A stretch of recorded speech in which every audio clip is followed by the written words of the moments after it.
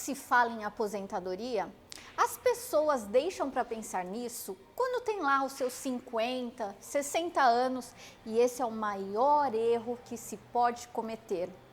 Você é uma dessas pessoas? O tema de hoje é aposentadoria, planejamento desse sonho, desse momento tão importante nas nossas vidas.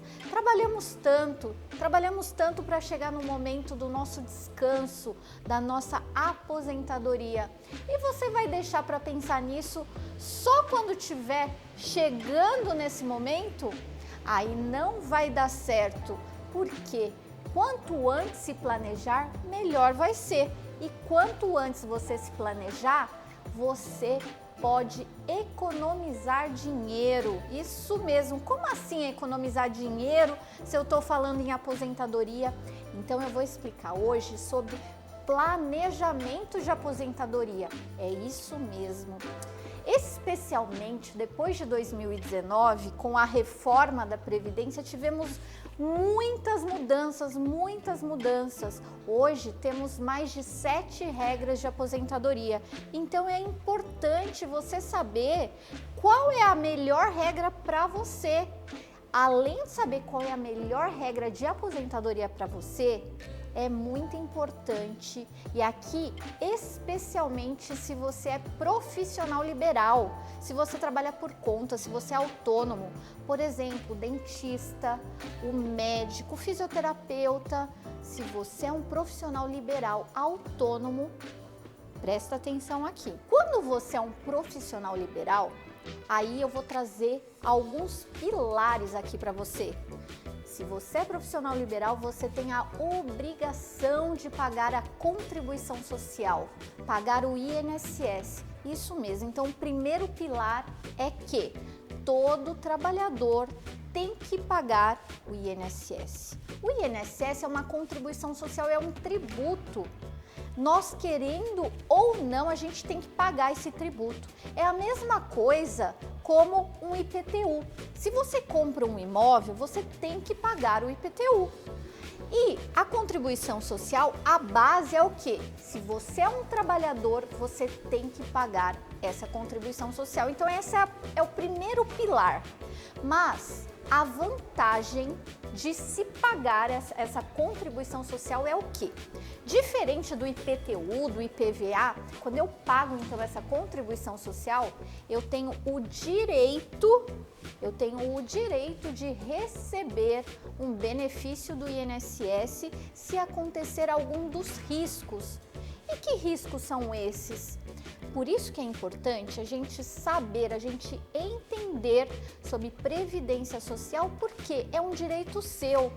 Assim como é um dever pagar, você tem o direito de receber alguns dos benefícios do INSS. Então vamos lá, quais são eles? Você sabia que se você ficar doente e ficar incapacitado por conta dessa doença, você pode receber um benefício por incapacidade temporária? O que lhe dá o direito de receber esse benefício pago pelo INSS é justamente aquela contribuição que nós fazemos todo mês, que todo trabalhador faz todo mês. Então, se esse trabalhador ficar incapacitado, um dos benefícios que ele tem direito é o benefício por incapacidade temporária. Esse benefício era conhecido como auxílio-doença. Você também já deve ter ouvido alguém falar: vou me encostar na caixa. E que caixa é essa? E que caixa é essa que a pessoa se encosta? Esse benefício é o benefício por incapacidade temporária. Por quê? Lá, quando ele surgiu, chamava-se Caixa de Aposentadorias e Pensões. Então, muita gente ainda ficou com isso na cabeça. Vou me encostar na caixa. E se encostar na caixa é receber o benefício por incapacidade. E aí ele mudou de nome para auxílio-doença e hoje ele chama benefício por incapacidade temporária. E ele é um direito seu. Ele é um direito meu, porque nós pagamos esse seguro. A partir do momento que a gente paga esse seguro, se ficarmos incapacitados, vamos receber esse benefício. Outro benefício que podemos ter direito é se essa incapacidade, que é temporária, como eu tinha falado, se ela se tornar permanente. Se essa incapacidade se tornar permanente, teremos o direito de receber uma aposentadoria. E aí essa aposentadoria chama-se aposentadoria por incapacidade permanente. Então aqui já são 2 benefícios que todo trabalhador pode ter o direito. Mas ninguém quer ficar incapacitado, ninguém está pensando em pagar o seguro, o INSS, para ficar incapacitado, mas não sabemos o dia de amanhã e é um direito nosso. E aí, ainda falando dessa questão de doença, de incapacidade, tem um outro benefício que é direito de todo trabalhador que contribui para a Previdência Social, que chama-se aposentadoria da pessoa com deficiência. Mas como assim? Estávamos falando de uma aposentadoria por invalidez, aposentadoria por incapacidade permanente, agora a aposentadoria da pessoa com deficiência. Qual é a diferença entre elas? Quando falamos uma aposentadoria por incapacidade permanente, quer dizer que a pessoa não pode trabalhar. Então vamos pensar no caso de um dentista. É muito comum o dentista ter problema na coluna, audição. Aposentam muitos dentistas com algumas doenças que o incapacitam. No entanto, pode acontecer que esse trabalhador ele tenha uma doença, mas ele consegue trabalhar, mas ele trabalha com maior dificuldade. Então, se tem uma doença, mas se consegue trabalhar, essa doença, essa situação seria uma deficiência. Isso mesmo, então é possível se aposentar nessa situação, com essa deficiência e de uma forma mais vantajosa. E que vantagem é essa? É se aposentar sem idade mínima, é se aposentar com um valor maior. Então é para você ver que a aposentadoria do INSS não é tudo igual. É importante falar em planejamento de aposentadoria. É importante saber quais os seus direitos, porque você paga, então você tem que saber quais os direitos que você tem. Esse é o planejamento de aposentadoria. E aí o que eu estou falando aqui são os seus direitos, pagando quais os direitos que você tem. Então aqui eu já falei de 3 benefícios. É possível também receber um benefício que chama-se auxílio acidente. Esse benefício auxílio acidente é quando o trabalhador ele sofre um acidente. Um acidente pode ser no trabalho, pode ser na sua casa, indo para o trabalho, em qualquer lugar, um acidente de qualquer natureza. Se esse trabalhador ele ficar com uma sequela, ele vai receber um benefício chamado então auxílio acidente. É diferente daqueles outros que eu falei até aqui. Já estamos em 4 benefícios. E aí, além desses 4 benefícios, temos 7 casos de aposentadoria. Não vou falar nesse vídeo para não estender muito, terá outros vídeos aqui especificando cada uma dessas aposentadorias para que você saiba qual o melhor benefício para você. Mas o que é importante saber? Que as aposentadorias não são todas iguais e que você precisa planejar, porque muitas vezes a pessoa pensa que vai se aposentar só com 65 anos, a mulher só com 62 anos, e não é assim. Há muitas aposentadorias antes dessa idade. Então é importante você saber, porque muitas vezes, como eu falei no início, a pessoa só vai se preocupar em aposentadoria quando está lá com 50 anos, 60 anos, quando já está com problema de saúde e aí lembra-se de um seguro, lembra-se do INSS. Aí pode ser tarde demais. Então, esse vídeo aqui é para explicar a importância de se planejar, saber que você tem esses direitos, é direito de todo trabalhador. Então muita gente fala mal de INSS, que não compensa pagar INSS, e aqui não é questão de compensar ou não, a questão é que é um tributo, é obrigatório pagar. E a partir do momento que pagou, você tem que saber os seus direitos. Tá pago já, é seu. Se acontecer aquele risco, você vai receber. E para explicar o restante desses benefícios, eu vou falar de mais 2. E aí, esses benefícios aqui são para dependentes do segurado. É isso mesmo, porque você paga esse INSS, essa contribuição social, e se acontecer alguma coisa com você, os seus dependentes também receberão um benefício. E o que pode acontecer com o trabalhador? Um deles é o auxílio reclusão. Se a pessoa vier a ser presa, o dependente dela pode receber um benefício que chama-se auxílio reclusão. E o outro é a pensão por morte. O trabalhador, quando esse trabalhador vier a falecer, se deixar dependentes habilitados à pensão por morte, quem são esses dependentes? Se deixar cônjuge, companheiro ou companheiro, filho até 21 anos ou pessoa com deficiência, também poderá receber a pensão por morte. Então é uma proteção para o trabalhador e para sua família. E eu ia esquecendo de um muito importante para as mulheres, que é o salário maternidade. Isso mesmo, a partir do momento que a gente paga o INSS, também temos direito ao salário maternidade. Então, pessoal, a importância de saber o direito que você tem do INSS. Já é direito seu. Então, não deixe para pensar em aposentadoria só com 50, 60 anos.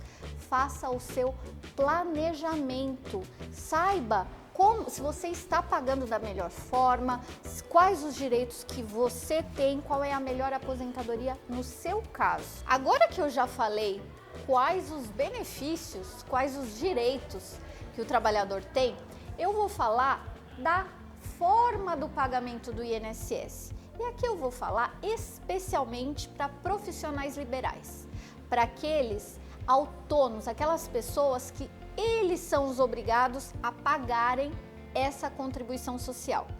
Então, como eu falei lá no começo do vídeo, todo trabalhador tem que pagar a contribuição social. E quando se trata de profissional liberal, o autônomo, é ele que tem que fazer a sua guia e efetuar o pagamento.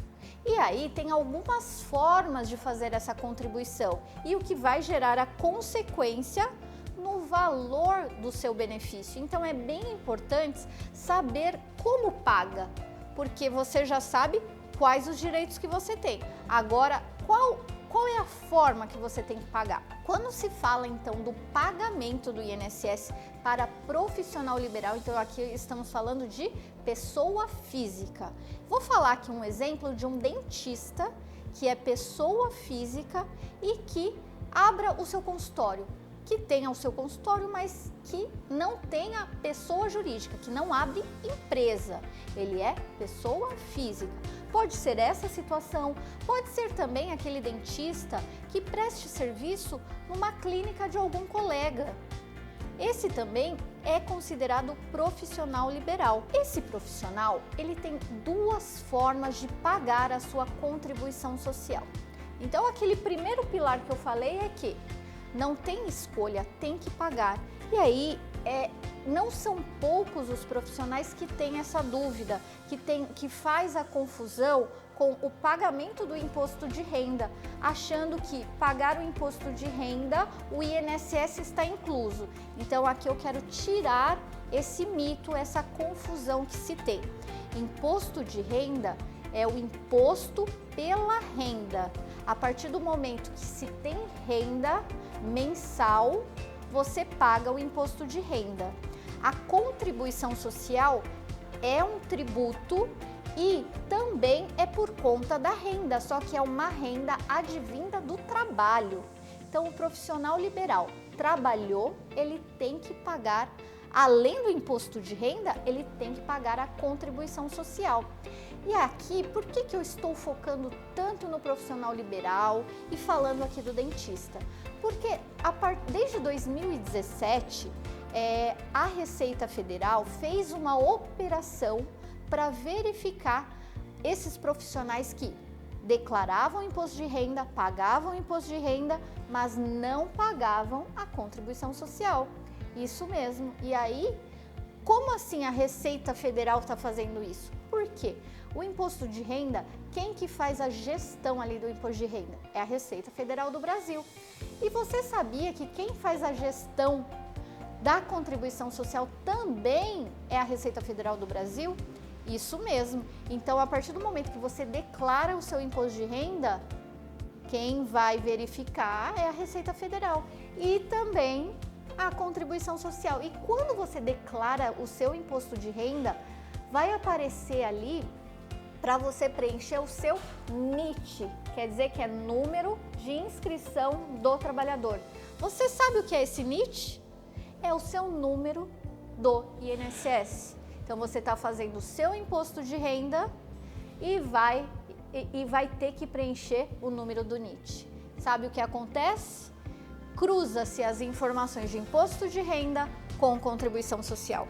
E aí, se você está pagando o imposto de renda e não pagou a contribuição social, vai cruzar as informações e você pode ser pego pela malha fina, assim como iniciou em 2017 essa operação da Receita Federal, olhando ali para o profissional liberal que pagava imposto de renda e não pagava o INSS, ou pagava imposto de renda e pagava de forma diferente, ou seja, pagava de forma errada a contribuição social.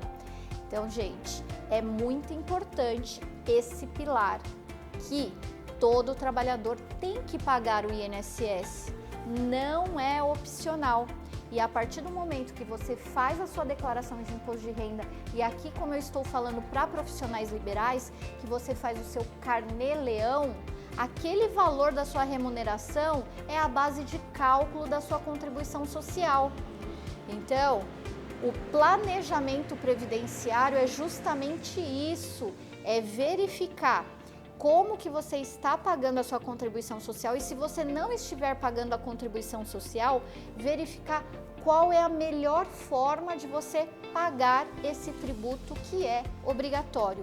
Além disso, no planejamento previdenciário se verifica o período daqui para trás. Como que está a sua situação daqui para trás? Se você pagou suas contribuições de forma correta, se tem algum período que você trabalhou e não contribuiu. Por quê?